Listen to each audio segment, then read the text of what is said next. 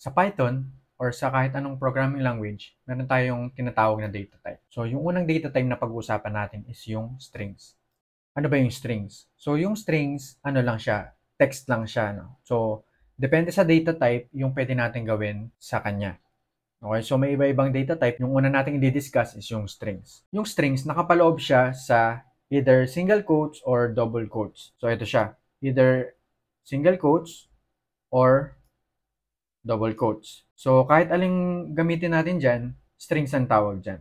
Sa ibang programming language, medyo mahigpit, double quotes lang yung gumagana. Pero sa Python, either single quotes or double quotes, gumagana siya. Kailan natin ginagamit yung single quotes o kaya double quotes? Actually, depende siya sa preference nyo. Ang madalas kong ginagamit is single quotes kasi madali lang siyang i-type. Isang key lang siya sa keyboard, unlike yung double quotes. Kailangan pa ng shift and then single quotes para ma-type mo siya. Though preference siya, most of the time, I think double quotes yung ginagamit ng iba kasi sa ibang programming language, double quotes lang yung gumagana. Ang example ng paggamit ng single quotes or double quotes is kung halimbawa, kailangan mo ng double quotes sa loob ng string, hindi ka pwedeng gumamit ng double quotes sa labas. Okay, so halimbawa ito, I have double quotes in this string. Kung ito yung ipiprint niya, merong double quote sa loob, hindi pwedeng maging double quotes yung nasa labas. Kasi, pag nag-double quotes siya dito, tapos nag-double quotes siya dyan, ibig sabihin, tapos na yung string. So, ganun din sa kabaligtaran, kung halimbawa, kailangan mo ng single quote sa loob, double quotes yung gagamitin mo sa labas. Pwede mo rin naman gamitin yung single quotes lagi. Meron tayong tinatawag na escape character. No? So, yung escape character, pwede tayong magbukas ng open notebook.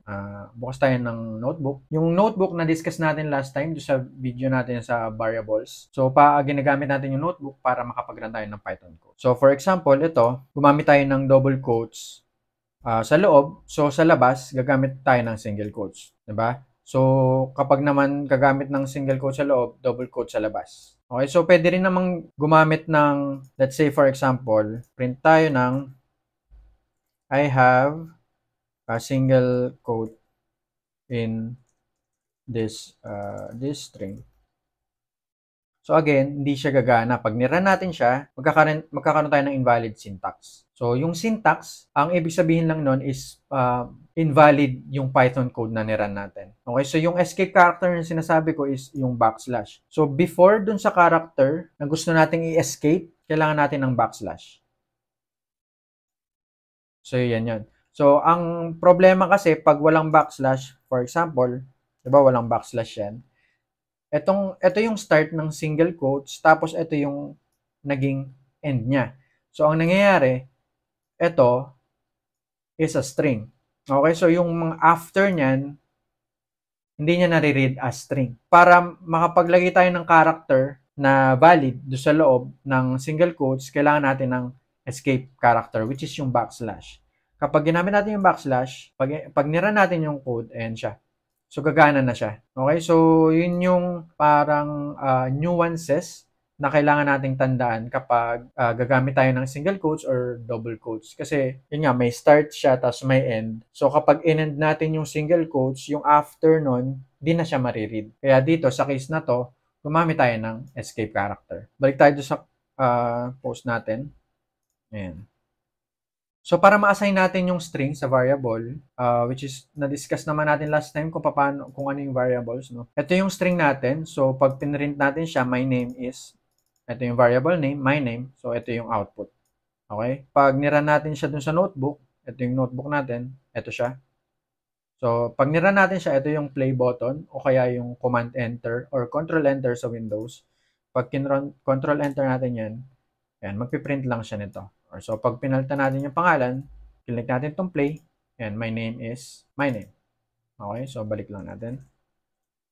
Sa mga data types, so everything in Python is an object. So, yung object, madidiscuss natin siya later on. Yung string, meron siyang mga method. Okay, so yung mga objects, meron silang tinatawag na methods. Okay, so yung string is an object na may method. Okay, so depende sa object, yung mga method na pwede nating i-run. Okay, so halimbawa, etong string na my name, ito siya, yung my name na variable, lakihan natin. Itong my name na variable is a string, di ba? Kasi nilagyan natin siya ng string na name. Ito, Kevin, di ba? Nilagyan natin siya ng string. So, si my name is a string. Okay? Data type niya is string.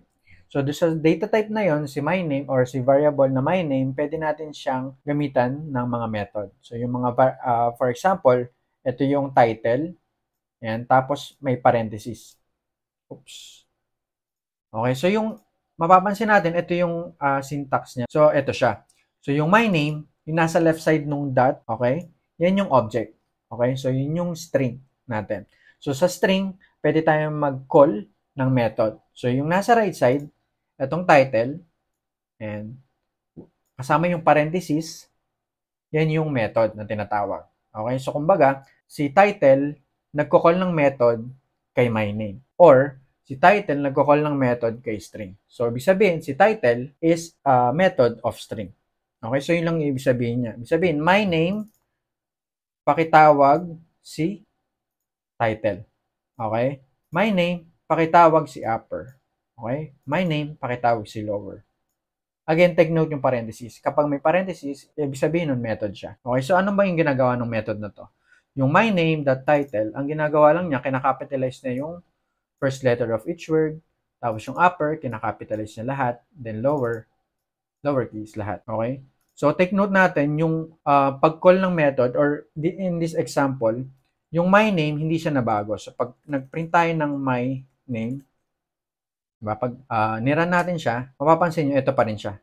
Kumbaga, hindi siya nabago. Ibig sabihin, kahit tinawag ko si title, nag-capitalize siya ng first word, first letter, tapos tinawag ko si upper, tapos tinawag ko si lower, pero si myName, ito pa rin siya. Yung original pa rin, hindi siya nabago. Okay, so may mga case na nababago siya, may mga case na hindi. So take note lang natin yun, ganong behavior. So ito yung diniscuss natin, no? Yan, yung dot. So dito, halimbawa, yung myName.upper, di ba, nagka-capitalize siya. So, pwede natin siyang i-assign yung capitalized sa bagong variable. Kasi, gaya nung nabanggit natin kanina, yung original na myName, hindi siya nabago. So, kung gusto natin siyang i-assign sa variable, yung upper, halimbawa, pwede natin siyang i-assign sa variable. Ito yung tawag natin sa kanya, capitalized name. So, pag pinrint natin siya, meron tayong capitalized name. So, pag pinrint natin yung original na myName, yun pa rin siya, hindi siya nabago. Ito pa rin siya, all lowercase, which is yung inassign natin yan, dito sa taas.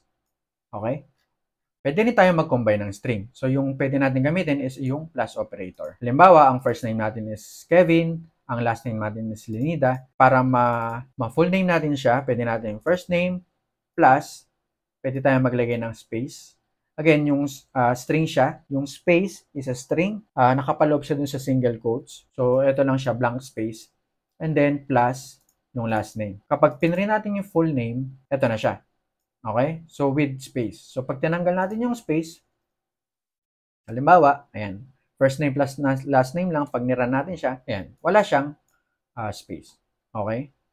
So, meron tayong tinatawag na F-string kay Python. So, yung F stands for format. So, pwede tayong mag-format ng string gamit yung F-string. So, ang format niya or ang syntax niya is ito. Meron kang F sa unahan and then double quotes or single quotes. Again, kayo bahala kung anong gagamitin nyo, single quotes or double quotes sa string. Basta ganito yung syntax niya. F, tapos yung quotes, and then yung variable names. Mapapansin natin yung variable names, nakapaloob siya sa curly brace. Okay, so sa loob ng F-string, para makagamit tayo ng variable, gumagamit tayo ng curly brace. Okay, so kung mapapansin natin, wala na dito yung plus operator. So, ang ginawa natin, first name, space, then last name. So, kaya pag pinili natin yung full name, same lang siya nung nasa taas kanina. Diba? Pag binalik natin yung space dito, yan. So, kumbaga, ang difference, ito, first name plus space plus last name. Dito sa baba, pinaloob natin siya lahat sa loob ng F-string. Ang difference is kapag halimbawa, tinanggal natin yung F. Okay? So, yung buong ito is magiging string lang siya. Ibig sabihin, yan mismo yung ipiprint natin. So, pag pinrint natin siya, pag niran natin, ito lang yung lalabas. First name, and then last name, no, with the curly brace. So, as is lang siya. Pero pag nilagyan natin siya ng F sa unahan, nagiging F-string siya. So, kumbaga, yung nasa loob ng curly brace is a Python code. Ibig sabihin, i-insert mo siya. Sabihin, kung ano yung first name, i-insert mo siya dito sa pwesto na to, tapos space, okay, tapos yung last name. So, pag niran natin yan, yun siya, no? Yun yung F-string. Kapag meron tayong halimbawa mahabang string na pinagko-combine, mas madaling gamitin yung f-string kasi hindi ka na magpa-plus space, diba? Dito mo na lang ilalagay agad yung space. So dito, pwede rin tayong mag-call ng method. Basta nag-evaluate siya into a value, pwede natin siyang ilagay sa f-string or dun sa curly brace. So halimbawa, ito, hello, comma, space, tapos yung nakapaloob sa curly brace is yung full name dot title. So yung dot title na-discuss kanina, i-uppercase lang niya yung first letter ng mga words. Okay? So ito siya. Hello, tapos Kevin Lenina. Okay? Tapos yung exclamation sa labas ng curly brace para lumabas siya doon sa string. So meron din tayong mga white space. So halimbawa ito, pag nag-print tayo ng how, \t, would, ayan. So ito yung, pag pinrint natin, ito yung itsura niya. So yung \t, ito siya, yan yung tab. Diba? Yung sa keyboard natin meron tab. So, para makapaglagay tayo ng tab sa text natin, \t yung ginagamit natin. Tapos yung \n naman, yan yung new line or yung enter. So, new line. So, halimbawa, ito, \n. Yan. So, ang nangyari, nag-enter siya. So, how about this? So, nagne-next line siya. So, pag naman magre-remove ng space, halimbawa, yung sa left side, tsaka sa right side, 'di ba, may mga white space diyan, mga mahabang space minsan. Ang ginagamit natin diyan is yung strip method. Okay? So halimbawa, yung name dot tapos yung strip. Siyempre with parenthesis, no? 'Yun yung method. So ibig sabihin nun, ni-strip niya yung nasa magkabilang dulo yung mga white space.